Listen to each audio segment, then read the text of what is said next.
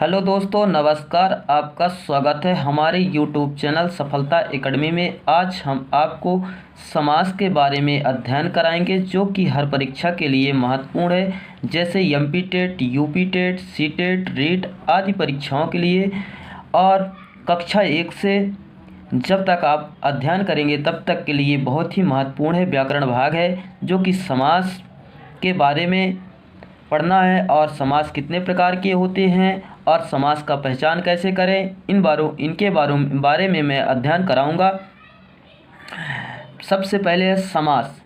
समास का एक और अर्थ होता है संक्षेप। मतलब कहने का मतलब समास का अर्थ क्या कहेंगे हम इसे? संक्षेप। इसका काम है छोटा करना किसी चीज़ को।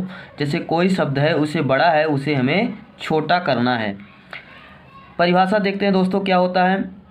दो या दो से अधिक शब्दों से मिलकर बने हुए एक नवीन एवं सार्थक शब्द को समास कहते हैं।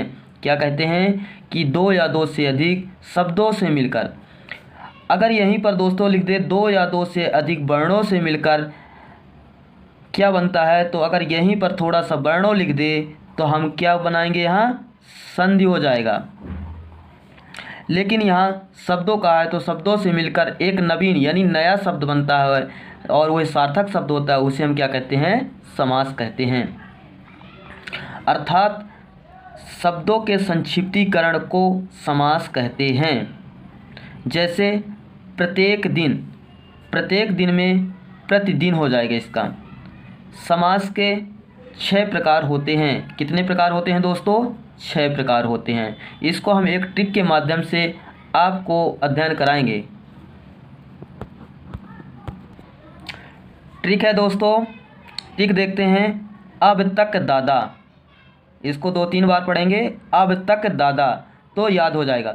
जैसे अ का मतलब है अव्ययी भाव समास, ब का मतलब है बहुब्रीहि समास, त का मतलब है तत्पुरुष समास, और क का मतलब है कर्मधारय समास, और द का मतलब है द्विगु समास, और दूसरे द का मतलब है द्वंद्व समास। इस तरह से हम 6 समास पढ़ लिए दोस्तों। कितने प्रकार के हैं? 6 प्रकार के। तो हम इसे शॉर्ट में याद कर लिए ट्रिक के माध्यम से। अब तक दादा। अगले कड़ी में देखते हैं दोस्तों इनकी जो है तो परिभाषा एवं कैसे क्या होता है। तो परिभाषा देखते हैं दोस्तों अव्ययी भाव समास की। सबसे पहला क्या है? अव्ययी भाव समास। इसका पहला पद प्रधान होता है। क्या होता है? पहला पद प्रधान होता है। समस्त पद अव्यय होते हैं और बाकी जो समस्त पद हैं अव्यय होते हैं। तो इसमें जैसे हम पढ़ेंगे कि समस्त पद अव्यय होते हैं और पहला पद प्रधान होता है। तो पहला पद जो है दोस्तों, जैसे हम देखते हैं आजीवन। आजीवन का मतलब होता है, इसे हम करेंगे तो पढ़ेंगे जीवन भर। तो जैसे आजीवन में क्या लगा है? आ, उपसर्ग लगा हुआ है। जैसे प्रतिदिन होता तो भी क्या हो जाता? प्रतिदिन। तो ये भी अव्ययी भाव समास हो जाता क्योंकि इसमें प्रति लगा है। तो जितने भी उपसर्ग लगे होंगे, एक ट्रिक है दोस्तों इसी में, जितने भी उपसर्ग लगे होंगे वो सब क्या हैं? अव्ययी भाव समास हैं।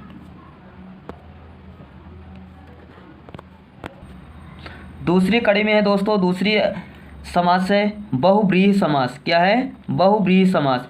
इस समास में कोई पद प्रधान नहीं होता है। इसमें जो है कोई पद प्रधान नहीं होता है बल्कि अन्य पद प्रधान होता है। क्या कहता है? इसमें समास में जो है कोई पद प्रधान नहीं होता है बल्कि अन्य पद प्रधान होता है। ना तो पहला पद होता है और ना दूसरा पद होता है। इसमें कोई नवीन तीसरा शब्द बनता है, वो प्रधान होता है। जैसे उदाहरण हम देख लेते हैं। जैसे नीलकंठ, इसका समास विग्रह करेंगे। नीला है कंठ जिसका, किसका? नीला है जिसका कंठ, वो होगा शिव। इस तरह से अगली कड़ी में तत्पुरुष समास। तीसरा समास है तत्पुरुष समास, जिसमें दूसरा पद प्रधान होता है। इसमें क्या कहता है? जिसमें दूसरा पद प्रधान होता है और कारक चिन्ह का लोप होता है। क्या होता है? कारक चिन्ह की लोप होता है। जैसे देख लेते हैं मतदाता। मतदाता, इसको हम समास विग्रह करेंगे तो क्या होगा? मत को देने वाला। क्या होगा, मत को देने वाला, यानी को का यहाँ लोप है। अगले कड़ी में तत्पुरुष समास के 6 भेद होते हैं। अब इनके भी क्या है, अभी तक हमने समास के 6 भेद पढ़े, लेकिन अभी 3 ही समास पढ़ पाए हैं, जो कि तत्पुरुष के जो हैं उनके 6 भेद हैं। पहले उन 6 भेद को देख लेते हैं, फिर अगला समास पढ़ेंगे।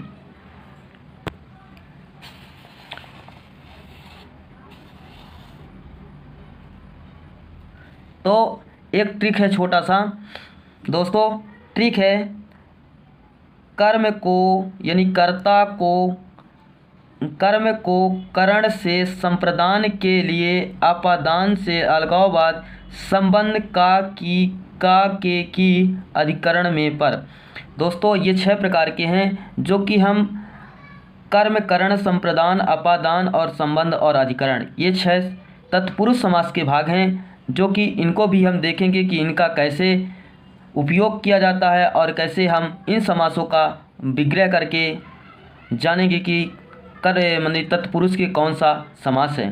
पहला देखेंगे कर्म तत्पुरुष। कर्म तत्पुरुष में है दोस्तों गिरह कट। तो गिरह कट माने गिरह को काटने वाला। अब क्या है, गिरह को काटने वाला, यानी को का यहाँ लोप है। इसमें जो है कर्म, मतलब कर्म में जो है को का लोप होगा। अगली कड़ी में करण तत्पुरुष। करण तत्पुरुष का उदाहरण देखेंगे गुणहीन। इसमें गुणों से हीन क्या होगा, इसमें से का लोप है, करण में से का लोप है। इसे साधन के रूप में, एक छोटा सा ट्रिक है, इनको ध्यान रखना, साधन के रूप में प्रयोग करेंगे। किसके रूप में, साधन के रूप में प्रयोग करेंगे। तीसरा है संप्रदान तत्पुरुष। इसका उदाहरण है सत्याग्रह। सत्याग्रह में सत्य के लिए आग्रह, सत्य के लिए आग्रह, इसमें जो है के लिए जो है इसका लोप है। अगले कड़ी में अपादान तत्पुरुष। अपादान तत्पुरुष में इसका उदाहरण देखें धनहीन। धनहीन, धन से हीन क्या होगा, इसमें भी से का लोप है। देखिए दोस्तों, अपादान और कारक तत्पुरुष में जो हुआ, करण तत्पुरुष में जो है दोनों में से का लोप है, लेकिन उसमें जो है साधन के रूप में, करण में जो है साधन के रूप में प्रयोग होगा और इसमें अलगाववाद के रूप में प्रयोग होगा। अगले कड़ी में संबंध तत्पुरुष। अगली कड़ी में है जो संबंध तत्पुरुष, इसकी उदाहरण है दिनयाचर, यानी दिन की चर्या। इसमें की का के का लोप होगा रारी, तो इसमें की। फिर अगले कड़ी में देखते हैं दोस्तों अधिकरण। अधिकरण में दोस्तों तत्पुरुष नीत निपुण। नीत निपुण, नीत में निपुण, यानी में है तो में भी जहाँ है इसका लोप है। और पर आत्मविश्वास, आत्मा पर विश्वास। ये इस तरह से तत्पुरुष के 6 भेद कंप्लीट हो गए। अब हम अगले कड़ी में पढ़ेंगे इसी के समास के बारे में, और कि चौथा नंबर में कौन था, कर्मधारय समास। अगले कड़ी में है कर्मधारय समास। कर्मधारय समास में देखते हैं दोस्तों, जिस समास में पहला पद विशेषण क्या हो, पहला पद जो है विशेषण और दूसरा पद विशेष हो, उसे कर्मधारय समास कहते हैं। तो क्या कहते हैं दोस्तों, पहला पद जो है तो विशेषण हो और दूसरा पद विशेष हो। जैसे उदाहरण देख लेते हैं, न युवक, नौ युवक, तो नौ है जो युवक, कहने का मतलब है कि जो विशेषण, विशेषण जो है पहला पद है होता है, क्या होता है, विशेषण होता है। तो पहला पद जैसे युवक कैसा है दोस्तों, युवक कैसा है, नौ है, यानी नया है। इन्होंने विशेष से क्या पूछा कि युवक कैसा है, तो उन्होंने कहा नया है। जैसे महादेव, महादेव तो देव कैसा है, महान है, महादेव जो महान है। इस तरह से अगली कड़ी में द्विगु समास। जिस समास में पहला पद संख्यावाची, पहला पद क्या हो, संख्यावाची विशेषण हो, उसे द्विगु समास कहते हैं।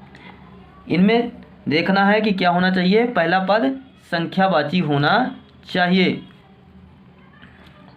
तो संख्यावाची है तो द्विगु समास। जैसे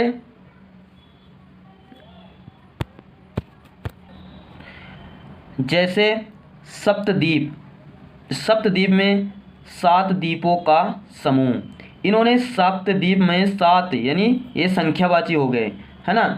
7 है, 8 है, 9 है, 11 है, 9 दुर्गा, जैसे 9 दुर्गा, तो 9 क्या हो जाएगा संख्यावाची, यानी क्या हो जाएगा द्विगु समास। जैसे तिरंगा, 3 रंगों का समूह तिरंगा, तो 3 जो है संख्यावाची है, इसलिए यहाँ पर द्विगु समास होगा। द्वंद्व समास दोस्तों देखते हैं छठा में, जिस समास में दोनों पद प्रधान और बीच में संयोजक या योजक शब्द का लोप हो। कहने का मतलब ये है कि दोनों पद जो है प्रधान होना चाहिए और बीच में योजक चिन्ह यानी योजक शब्दों का प्रयोग यानी लोप होना चाहिए। जैसे उदाहरण देखते हैं, माता और पिता, जैसे कि होना चाहिए माता पिता, ये क्या है द्वंद्व समास का उदाहरण है, माता पिता, माता और पिता, यहाँ पर और का हुआ का लोप है। सुख दुख, सुख और दुख, लेकिन ये भी देखना है कि यहाँ पर योजक चिन्ह लगी हो तो ये कैसे ना हो कि समान होना चाहिए। अगर समान है तो वहाँ पर द्वंद्व समास नहीं होगा, उसके विपरीत होना चाहिए। जैसे रात दिन,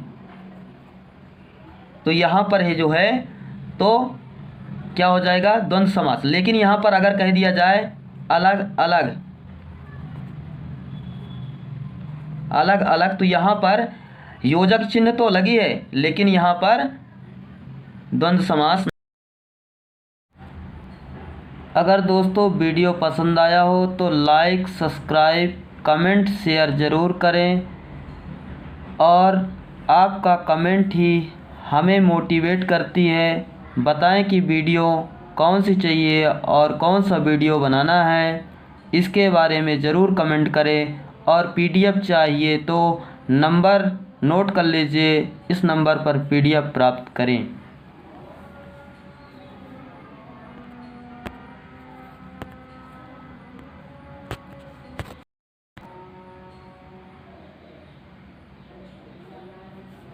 जय हिंद।